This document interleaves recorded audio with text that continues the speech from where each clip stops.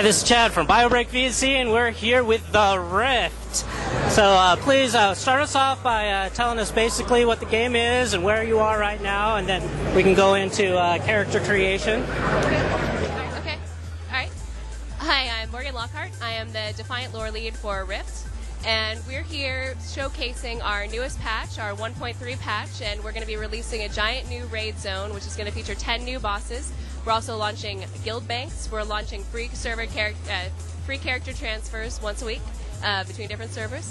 We're also going to have a whole new set of collections that you're only going to be able to see if you have the Quantum Sight on the Defiance or the Omen Sight on the Guardians, and a whole bunch of other little fixes that you'll be able to see in our full patch notes when they come up. Yeah, we're just here trying to spread Rift to anybody who might not have seen it, and also talk to fans about what they've been enjoying, you know, what they might want to see in the future, and also just give them a peek at what we're working on. Great, so tell us a little bit about your characters. Are there going to be any new upcoming characters, or maybe just go over the particular characters you have now? Okay. Yeah, so the... Actually, sorry, I'm going to pause 1 second. Do you mean player characters or NPCs? First, are you like member of the Guardians or Alliance? Those are our two-player factions. The Guardians are the chosen champions of the gods ascended to help defend Talara from the Bloodstorm. The Defiants, on the other hand, have ascended themselves using technology. And so as you go forward, you're going to be both clashing with the other faction as well as the members of the Bloodstorm who are trying to invade Talara. So once you've made major faction decision, you're going to have to pick a race. On each side, you're going to have a choice of 3 races. On the Defiance, it's the F-humans, the Bombi, and the Kalari Elves. And then on the Guardians, you have the Mythosian humans, the Dwarves, and the High Elves. And then after that, you're going to pick your class. Rift is a little bit different, where you don't have to pick a really specific class when you start. You pick one of 4 basic callings, either the Cleric, the Mage, the Warrior, or the Rogue. After that, you're going to be collecting subclasses and using those to create your own class, basically. And then you're going to be able to create up to 5 of those that you can save at any given time and be whatever role you need to be in any particular moment.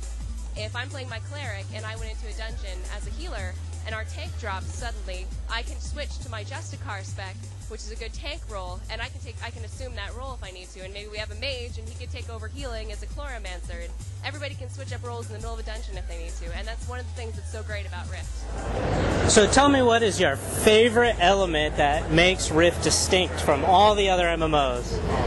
Well, I've already babbled about the classes, which I think are awesome, so I'll talk about our dynamic content. When you go through Rift, you're not going to see the same thing every time because we have multiple layers of dynamic content that are constantly interacting with the world, with the static content, with other dynamic content, in order to create the landscape. At a very basic elements, we have rifts. Rifts open up throughout the world, an indication of this planar invasion that's happening. And those rifts, if not taken care of, spawn invasions. Invasions sweep out across the land, and they establish footholds.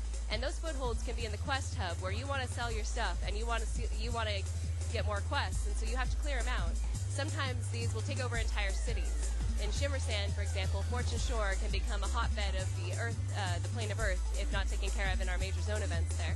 So that's what I really like, that it's always changing, and that, you know, I really love the dynamic content, and I especially love when the dynamic content interacts with dynamic content, and I see the plane of Earth has established a foothold, but the plane of water is coming for it and trying to make its own foothold there, and you have this 3-way battle when I come in and I'm fighting both of them and they're fighting each other, and it's really fun because it's always different.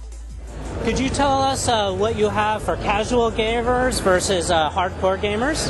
Yeah, we have a huge array of content types. You can quest all the way up to 50, just doing solo quests if you want to, and also interacting with our minor rifts, our minor invasions.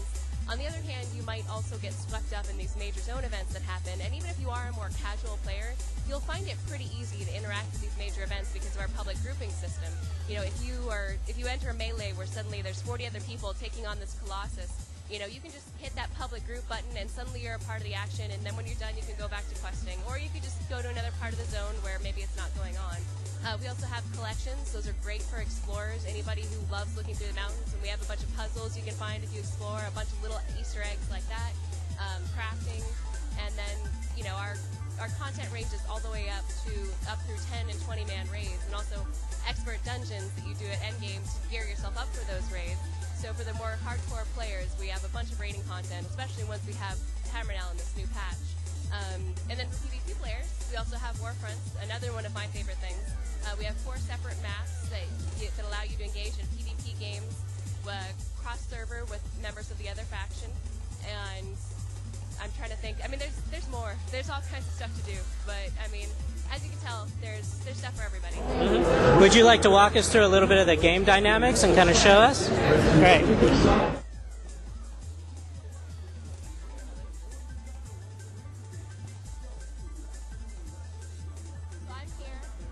I've been here watching this event that's been happening that we're launching in 1.3, but I'll take us out into the world a little bit so that we can see some of the content that you're going to see most of the time. So I'm going to use a mount that is actually a reward for this up-and-coming event, something you can get as a rare drop. He's pretty awesome, though.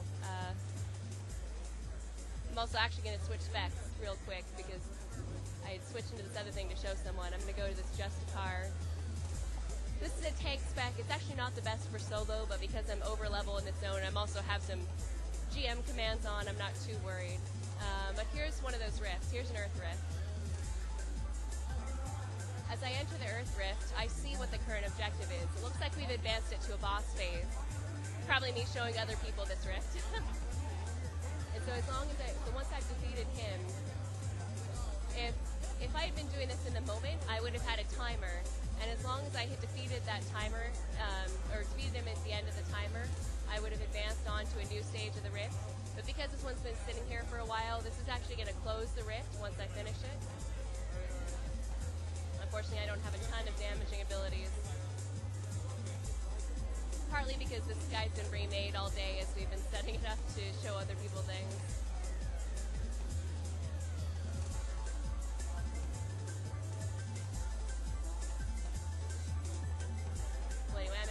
Through this. There we go. So as you can see, once the rift's been taken care of, it pulls back from the sky. That's me getting loot. But then you can watch as the ground will actually start to go back to Talara. All of this Earth touch will recede because the plane of Earth's energies are no longer affecting Talara. It takes a little bit of time though, so we might not wait. We'll go on and look at some other stuff. I've also heard a rumor that at some point we'll be able to go into the rift. Could you confirm that? No comment. No comment, unfortunately. I have no comment on that one. For now, you're just going to have to content yourself to fighting the rift here on Talara. Defending her as you were meant to do. At the end of time, if you were a defiant, then by the hands of the gods if you were. Here we have an example of a foothold, and these are a couple of invasions that came here and established this foothold. Pretty well defended, so I'm going to move on. Is there anything else specifically that you'd like me to show? No? I'll jump into camera now real quick then. For people who already know and love this game.